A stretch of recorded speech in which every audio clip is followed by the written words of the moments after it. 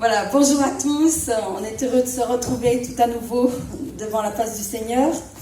Et suite à la demande de Gérald, vous savez que durant toute cette année, enfin ce dernier mois, on a vu essentiellement le fruit de l'esprit. Et Gérald m'a dit, tiens, ça serait bien que tu fasses le fruit de l'esprit et le couple. Alors, je me suis penchée sur la question. C'est bien tombé parce qu'on était dans des périodes de mariage. Hein. On en a eu 2 coup sur coup. Donc, ça fait une bonne introduction. Le fruit de l'esprit, je vous le rappelle, je pense que vous connaissez le verset par cœur maintenant, Galates 5, 22. Mais le fruit de l'esprit, c'est l'amour, la joie, la paix, la patience, la bonté, la bienveillance, la douceur, la fidélité et la maîtrise de soi. Alors, même si chaque intervenant a fait une application pratique, je dirais, de toutes ces qualités que peuvent nous apporter ce fruit d'esprit dans notre quotidien, et en particulier dans notre développement spirituel, il y a une cellule privée dans laquelle le Saint-Esprit veut constamment nous qualifier davantage. Et c'est la cellule familiale et, en particulier, celle de départ. Je vais parler donc du couple. Alors, je vous invite à regarder une biographie, la biographie d'un couple particulier qui se trouve dans la Bible et pour lequel le fruit de l'esprit a vraiment été indispensable dans le service qui leur était demandé. C'est le couple de... j'ai oublié de zapper. Voilà, de Joseph et Marie. Joseph et Marie. Alors, s'il y a bien un couple qui avait grandement besoin d'être porteur de ce fruit, c'est bien eux. Ceux qui avaient été choisis pour élever un fils qui allait incarner le Fils de Dieu. Alors, c'était pas forcément évident. Hein. Enfin, je sais pas si on vous proposait d'élever un enfant qui allait incarner le Fils de Dieu, je pense qu'on ne se sentirait pas trop à la hauteur. Soit dit en passant, entre parenthèses, souvent on envisage de devenir de grands évangélistes ou autres, on a des grandes ambitions, mais pour ça il faut avoir été éduqué pour incarner vraiment ces ministères. Alors, en ce qui concerne Joseph et Marie, eux, ils avaient peut-être des projets ambitieux pour leur avenir familial. Ils avaient peut-être planifié certaines choses, mais quand Dieu les a choisis pour éduquer l'enfant qui devait incarner le Fils de Dieu, le Fils divin, je pense que Dieu a dû y regarder de près. À regarder de près à leur capacité spirituelle, leur capacité à porter ce fruit dans toutes ses facettes. Alors, comme on l'a vu au début, sur ce verset de Galates 5, ça commence avec l'amour. Et l'amour, je l'ai associé à la fidélité. Chez Joseph et Marie. Je pense qu'il fallait absolument qu'ils s'aiment. Qu'ils s'aiment malgré toutes les difficultés qu'ils allaient rencontrer. Et ça, même avant la naissance de Jésus. Même avant que cet enfant arrive au foyer, il fallait qu'ils s'aiment, qu'ils soient unis en dépit des circonstances. Et en particulier des circonstances de sa conception telles qu'il nous en est parlé dans la Bible.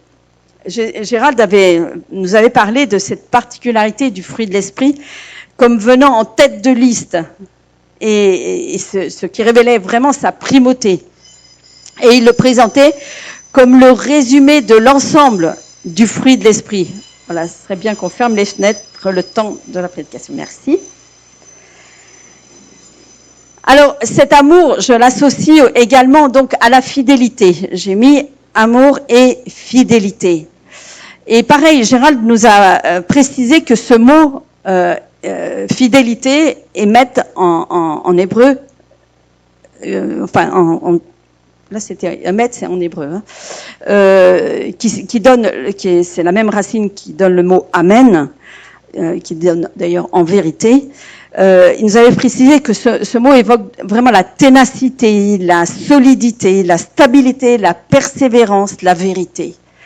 Donc, dans cet amour que Joseph et Marie ont pu construire ensemble entre eux, il fallait vraiment qu'il y ait cette notion de fidélité qui soit associée pour que leur couple tienne, qu'il y ait quelque chose qui soit solide, stable et que ça perdure tout au long de leur vie à deux pour élever cet enfant qui leur était promis.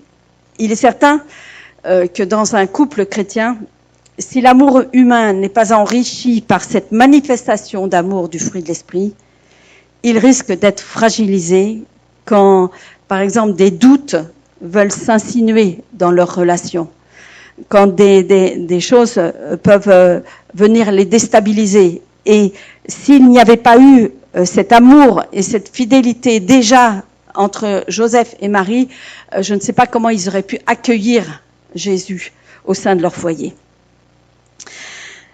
Ça, c'est déjà un premier fruit qu'on trouve donc dans le couple Joseph-Marie. Et puis, il y a la joie. La joie que j'ai associée à la paix. Je trouve que la vie de Joseph et Marie a commencé quand même avec une forme de joie, et en particulier, rappelez-vous, lors de la présentation de Jésus au temple, dans Luc chapitre 2 verset 33, il nous est précisé que son père et sa mère étaient dans l'admiration des choses qu'on disait de lui. Il y avait quand même, si vous admirez les choses qui sont autour de vous, ça procure de la joie quelque part. Et cette joie, si cette joie qu'ils avaient de vivre ce moment en particulier de la présentation de Jésus au temple n'avait pas été empreinte de paix par rapport à la volonté de Dieu, elle aurait pu devenir un sujet de discorde entre les époux. Ce verset qui nous est rapporté dans Luc chapitre 2, au verset 33, rapporte les paroles de Siméon qui justement présentait Jésus au temple, qui présentait Jésus à Dieu. Et voici ce que dit Siméon au verset 34 et 35. Enfin, ce qui nous est rapporté, Siméon les bénit, donc, et dit à Marie, sa mère, « Voici, cet enfant est destiné à amener la chute et le relèvement de plusieurs en Israël, et à devenir un signe qui provoquera la contradiction. Et à toi-même, une épée te transpercera l'âme, afin que les pensées de beaucoup de cœurs soient dévoilées. » Marie, à qui ces paroles sont adressées directement, et en particulier, elle ne pouvait pas envisager que plus tard, effectivement, les attitudes et les enseignements de Jésus tout au long de son ministère, ça lui poserait quand même un problème à elle. Et encore moins, elle ne pouvait envisager quelle fin tragique subirait son fils. Et je repense aussi à l'épisode de Jésus à 12 ans au temple, parmi les docteurs de la loi. Et je pense à Joseph. Je ne sais pas, les pères qui sont ici dans l'assistance, comment vous auriez réagi si votre fils de 12 ans vous disait « Non mais il faut que je m'occupe des affaires de mon père. » Attends, ton père c'est moi. De quoi tu parles ? Je pense que ça aurait un peu déstabilisé. Mais visiblement, Joseph reste serein. Et il ne pose pas à Jésus de réaction violente. Viens ici, espèce de garnement, tu m'as désobéi, tu n'as pas suivi le groupe, etc. Non, non, non, non. Je crois que sa joie, la joie de Joseph à vouloir élever ce fils de la promesse, avait besoin d'être accompagné de paix, pour être vécu vraiment de façon spirituelle. La paix et la joie, fruits de l'esprit, sont indispensables dans un couple pour affronter toutes les incompréhensions spirituelles par lesquelles il peut passer.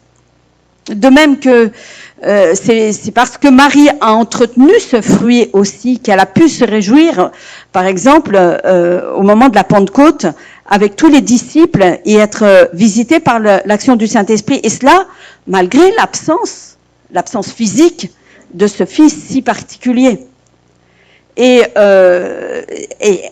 je trouve que même après que Joseph ait disparu du paysage des évangiles, puisque Joseph devient curieusement absent peu de temps après les 12 ans de Jésus. Donc on peut supposer qu'il est décédé et il a laissé seule Marie seule a élevé Jésus et les autres enfants qui ont suivi derrière, puisqu'il nous a parlé des frères et des sœurs de Jésus dans la Bible. Donc elle a dû faire face à élever ses enfants toute seule. Et s'il n'y avait pas eu cette culture du fruit de l'esprit, alors que Joseph était encore à ses côtés, il aurait sûrement été difficile à Marie d'assumer les tâches quotidiennes, permettant un développement saint, S-A-I-N, et saint, S-A-I-N-T, de Jésus. Alors en tant que couple, il est bon de rechercher cette paix et cette joie, ou cette joie associée à la paix, ou cette paix associée à la joie, cette joie divine, et de l'entretenir afin de pouvoir tenir ferme dans les moments de tempête. Et puis, il y a la patience. Alors, je me suis rendu compte que dans un couple, quand un manque de patience, il faut que l'autre en ait pour deux. C'est valable dans les deux sens. Hein. Voilà. C'est-à-dire quand je manque de patience, Gérald est obligé d'en avoir 2 fois plus, et quand Gérald manque de patience, je suis obligé d'en avoir 2 fois plus. Voilà. Et quand je regarde à nouveau cet épisode de Jésus à 12 ans dans le temple, dans Luc 2, vous pouvez lire ça dans Luc chapitre 2, je ne sais pas si, oui, versets 41 à 51, je vois je vois l'attitude de Marie lorsqu'elle le retrouve 3 jours après. J'ai l'impression quand même qu'elle bouillonnait d'impatience. Hein. Alors certes, cette impatience était sûrement due à son inquiétude de ne pas retrouver son fils. Alors que Joseph reste mystérieusement silencieux, calme et serein, comme on l'a vu juste avant, comme s'il voulait calmer les angoisses de Marie. Lorsque j'avais abordé ce thème de la patience, rappelez-vous, j'avais parlé des 3 facettes de la patience qui entraîne une attitude de douceur, hein, puisque c'est un mot qui signifie loin de la colère, être doux, lent à la vengeance, etc. Que la patience provoque de l'endurance, doit engendrer de l'endurance à rester le même, rester toujours solide, sans s'aigrir, quelles que soient les circonstances. Et puis cette patience aussi qui est de rester ferme devant le méchant, qui entraîne de la tolérance, cette patience qui donne la tolérance telle que Dieu peut être caractérisé par cette patience, où Dieu est tolérant avec le pécheur, non pas avec le péché, mais vraiment avec le pécheur. Et dans une relation de couple, en général, je crois que les 3 aspects ont besoin d'être cultivés. De même que, et peut-être encore plus, dans la relation avec les enfants. Concernant Marie, il nous est dit que Marie repassait toutes les paroles qu'elle entendait à propos de Jésus, elle les repassait dans son cœur. Luc 2, chapitre 2, verset 19, nous dit ceci, Marie gardait toutes ces choses et les repassait dans son cœur. Et même si Marie et Joseph savaient que Jésus était un enfant de la promesse, il leur a été demandé d'attendre, et d'attendre patiemment, que cette promesse se réalise, se concrétise. Et on voit que, par exemple, rappelez-vous l'épisode des noces de Cana, où Marie aurait voulu que ça aille plus vite. Elle incite Jésus à faire un miracle. Oui, c'est le moment là que tu révèles que tu es vraiment le fils de la promesse. On a toujours besoin de patience pour voir les promesses de Dieu se réaliser et s'accomplir dans nos vies, dans la vie de nos enfants aussi. Le fruit de l'esprit, c'est aussi la bienveillance. Alors, j'ai regroupé la bienveillance, la douceur et la maîtrise de soi. J'avais pas envie de les dissocier, ces 3 manifestations, parce que je pense que la bonté ou la bienveillance, j'ai regroupé les 2, bonté et bienveillance, ça peut qu'entraîner de la douceur qui elle-même va être source de maîtrise de soi. Dans la famille de Joseph et Marie, donnez-moi la bienveillance, la douceur et la maîtrise de soi. Non, c'est pas ça. Dans la famille de Joseph et Marie, on n'a pas forcément beaucoup d'exemples de la manifestation de ces qualités, mais il y a quand même un épisode révélateur, enfin qui est pour moi révélateur de ces qualités. C'est celui du voyage en Égypte. Alors on va le lire quand même, ce texte, dans Matthieu chapitre 2. Matthieu chapitre 2, au verset 13. Il est question des mages. Lorsqu'ils furent partis, voici un ange du Seigneur apparut en songe à Joseph et dit « Lève-toi, prends le petit enfant et sa mère, fuis en Égypte et reste-y jusqu'à ce que je te parle.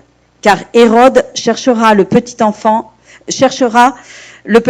pour le faire périr. » Joseph se leva, prit de nuit le petit enfant et sa mère et se retira en Égypte.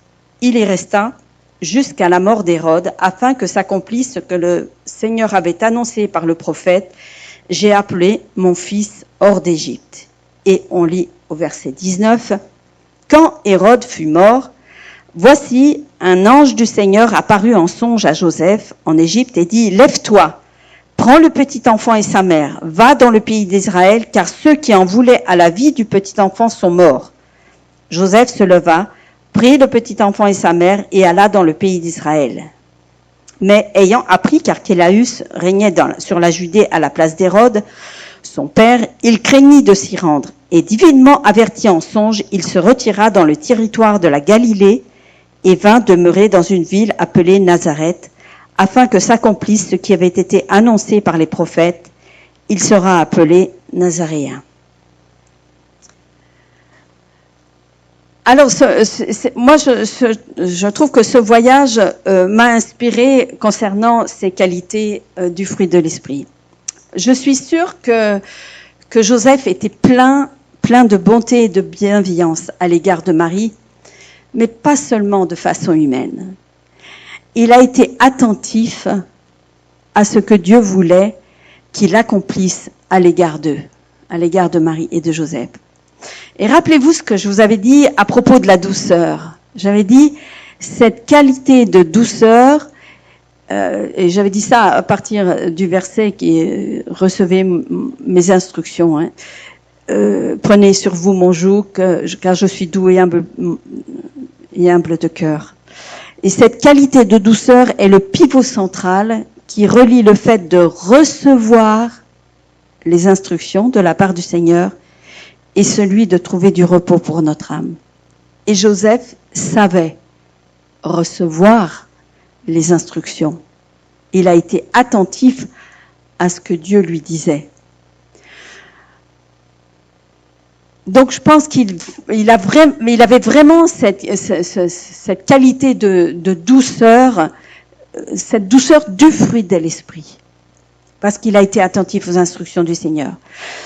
De plus, je crois que pour organiser un départ précipité comme ça, il lui fallait quand même une grande maîtrise de lui-même. Pourquoi une grande maîtrise? Pour ne pas provoquer d'angoisse, ni chez Marie, ni chez l'enfant Jésus. Et je rappelle encore ce que Gérald avait dit concernant la maîtrise de soi. Elle est utile pour le contrôle de nos émotions, de nos pensées, de nos paroles, de notre écoute. Et Joseph a su être à l'écoute de Dieu dans un moment critique où il aurait pu se laisser envahir par des émotions incontrôlées. Vous apprenez que le roi veut tuer tous les enfants de moins de 2 ans. Votre enfant fait partie de cette catégorie d'âge et il aurait pu se laisser déstabiliser. Mais il a été maître de lui-même. Et je pense que vraiment le Saint-Esprit l'a aidé dans cette maîtrise, la maîtrise de ses émotions. Ensuite, ils se sont retrouvés en Égypte. Et on peut estimer que toute la famille a vécu 3 ou 4 ans quand on voit les renseignements que nous donne la Bible concernant les rois qui se sont succédés. Donc on peut estimer qu'ils sont restés 3 ou 4 ans en Égypte. Et quand toute la famille retourne en Israël, là encore, Joseph est attentif aux directives du Saint-Esprit. Il n'a rien perdu de cette sensibilité à l'esprit. Il n'a rien perdu. Ces qualités du fruit de l'esprit, je trouve qu'elles sont nécessaires dans la vie du couple à tout instant, mais peut-être encore plus quand il y a des enfants à gérer. Et là, Joseph devait non seulement partir avec Marie, mais en plus, il avait un enfant à gérer. Et pas n'importe lequel. Dieu lui faisait confiance quant à la gestion de cet enfant. Dieu a fait confiance quand même à Joseph et Marie en confiant Jésus à leur bon soin. Philippe nous avait parlé de la bienveillance et il avait dit, je le cite, « Non seulement nous en profitons, mais nous devons en faire profiter les autres. » Et il avait ajouté aussi, « La bienveillance est une attitude qui met l'autre en premier. » Est-ce qu'il ne faut pas de la douceur et de la maîtrise pour mettre l'autre en premier par rapport à nos intérêts personnels? Joseph aurait pu se dire maintenant j'ai femme, enfant, il faut que je gère tout ça, etc. Et puis non, il n'a pas regardé ses propres intérêts, il a regardé à l'intérêt de l'enfant aussi qui lui avait été confié par Dieu. Et quand la famille est retournée en Israël, Joseph a cherché le bien de l'enfant Jésus. Il a préféré, on l'a lu, il a préféré revenir s'installer en Galilée, à Nazareth, plutôt qu'en Judée, là où Jésus était né, parce que la situation politique n'était pas très favorable en Judée, pour que Jésus y grandisse sereinement. Joseph avait en vue le bien de l'enfant et son développement dans un environnement stable, calme et serein. Et parce que Joseph et Marie ont été à l'écoute du Saint-Esprit, ils ont pu communiquer de bonnes choses et de bonnes valeurs à Jésus. Et je crois que vraiment, quelquefois, Dieu nous confie des choses parce qu'il nous fait confiance. Et il a fait confiance à Joseph et à Marie quant à l'éducation de cet enfant, parce qu'il fallait l'élever. Il nous a dit que Jésus a appris l'obéissance. Mais il a tout appris, comme un enfant comme n'importe quel enfant qui est né ici-bas. Il a appris. Et donc, il lui fallait avoir les bonnes valeurs. Et Joseph et Marie ont su communiquer les bonnes valeurs. Et les répercussions, je dirais, du fruit de l'esprit dans la vie de Joseph et Marie se sont vues aussi dans le développement de l'enfant.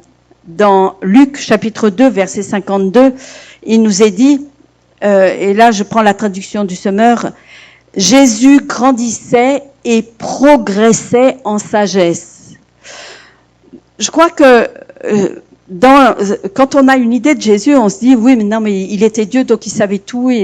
Non, il a dû grandir et progresser en sagesse aussi, en intelligence aussi, en savoir aussi. Jésus grandissait et progressait en sagesse et il se rendait toujours plus agréable à Dieu et aux hommes. Je crois que Joseph et Marie ont vraiment donné l'exemple d'un couple qui était rempli et dirigé par par le Saint-Esprit qui générait en eux ce fruit parfait, complet. Alors en conclusion, la vie de Joseph et Marie en tant que couple, puis parents, peut nous inspirer dans les différentes circonstances que nous traversons. Je trouve qu'ils sont restés humbles devant les cadeaux des mages. Parce que, je sais pas moi, vous avez un enfant, puis vous avez des mages qui vous apportent des cadeaux, puis alors pas n'importe lesquels, de l'or, de l'encens, de la myrrhe, enfin, c'est quand même des cadeaux de valeur. Ça peut vous faire monter un petit peu, vous faire croire que vous êtes supérieur. Non, ils sont restés humbles devant les cadeaux des mages. Ils sont restés fidèles à leur Dieu malgré l'éloignement en Égypte. Parce qu'en Égypte, ils n'étaient pas forcément dans un environnement, je dirais, religieux favorable à l'éducation de Jésus, tel que eux l'avaient vécu jusqu'à ce jour. et ils sont restés confiants dans les promesses malgré les craintes passagères devant les attitudes et les réactions de Jésus, par exemple, au temple.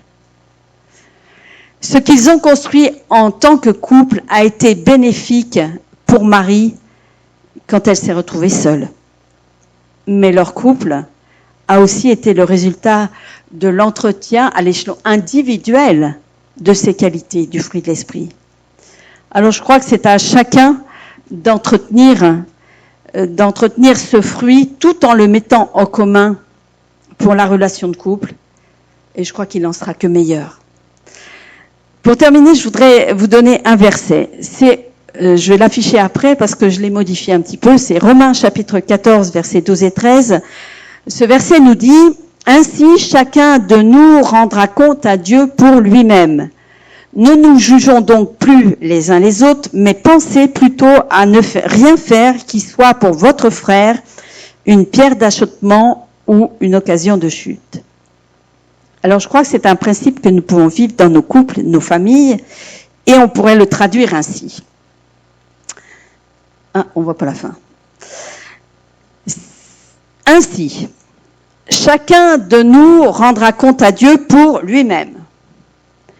Ne nous jugeons donc plus l'un l'autre, mais pensons plutôt à ne rien faire qui soit pour notre conjoint une pierre d'achoppement ou une occasion de chute.